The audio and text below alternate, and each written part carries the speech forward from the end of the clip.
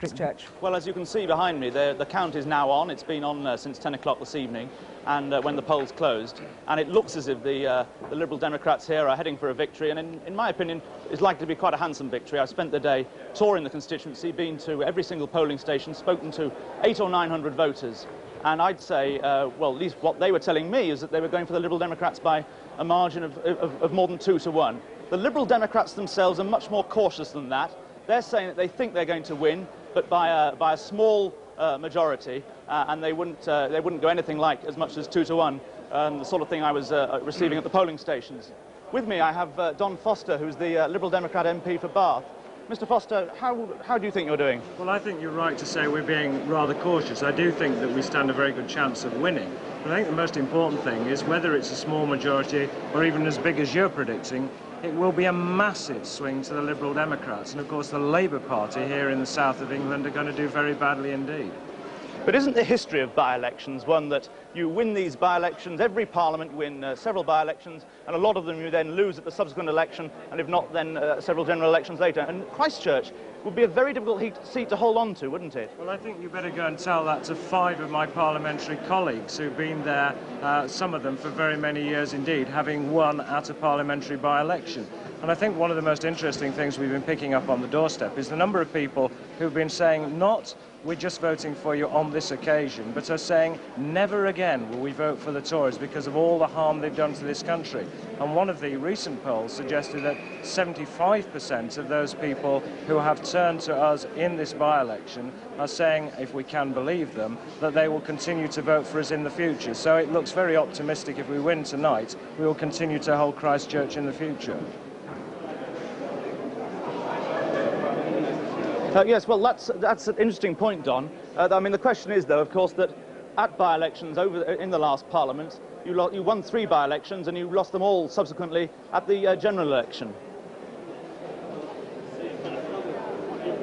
What would you say to that point, Mr. Foster? Well, I think what you've got to do is to look at tonight as the important election that we're here covering, first of all.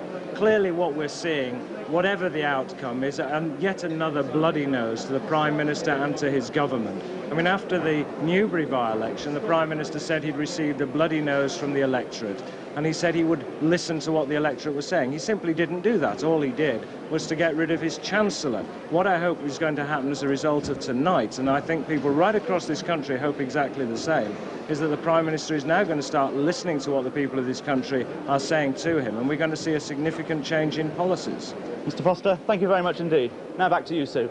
Thank you, Michael. Well, as Michael Crick was saying, what does all this betoken for the Liberal Democrats? Because they have won many great by-election victories in the past, only to lose the seats again in a general election. Would a Liberal Democrat victory tonight be another false dawn or something far more dangerous for the Tories? Our political correspondent, James Cox, has been looking back into history and forward to the possible future. So, 5 years ago yesterday, Paddy Ashdown became leader of the Liberal Democrats. Then it looked a pretty forlorn job. How different today.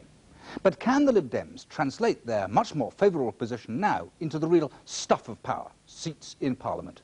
Or is the expected, if still sensational, victory likely at Christchurch tonight just another flash in the pan? Mark Bonham Carter's famous victory at Torrington in 1958 was hailed as the return of the Liberals after 40 years in the wilderness. It proved a false dawn, as through the 60s and 70s were Orpington, Birmingham Ladywood, Sutton and Cheam, Ripon, Croydon North East. The creation of the Alliance brought a new wave of triumphs, starting with Shirley Williams's return at Crosby in 1981. That led to optimism bordering on the vainglorious. Mr. President, I have the good fortune to be the first Liberal leader for over half a century who's able to say to you at the end of our annual assembly, go back to your constituencies and prepare for government. But by-election gains didn't turn into general election success. In the last Parliament, the Tory fortress of Eastbourne fell. That was followed by Ribble Valley, was followed by Kincardine and Deeside, and all 3 returned to the Tory fold in 1992. Of the 21 by-election victories since Torrington, only 5 seats have stayed Liberal. So was Newbury just a few months ago another example of a mid-term protest vote against an unpopular government? Or was this massive reversal of fortunes for the Tories evidence of something different happening now? I think we're looking now at a quite different wave of opinion. And what I'm very struck by is that our strength now is in depth as well as in width. Maybe before it was too shallow, although wide. Now it's going much deeper. It's going deep into the roots of many constituencies, and you can see that in local government. In the southwest counties, the Lib Dems are now the party of government. In last May's local elections, they gained over 100 seats, seizing control of Cornwall and Somerset, and in the hung councils, they're the largest party in every county save Avon.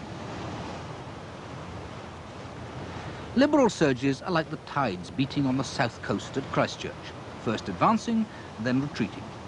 But each time, the tide comes higher.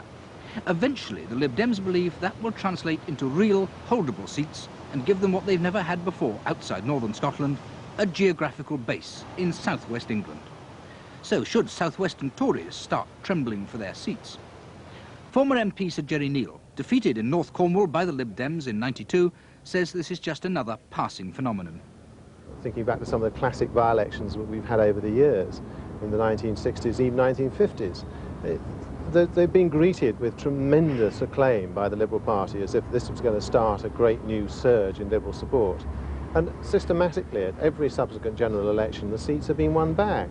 The government has to perform. The Conservative government has to perform and has to provide the assurance to people at the time of an election that they will be better off, as the majority of them, will be better off, they will be more secure under a Conservative government than under a government of a different persuasion. And provided they do that, I'm certain they will win again.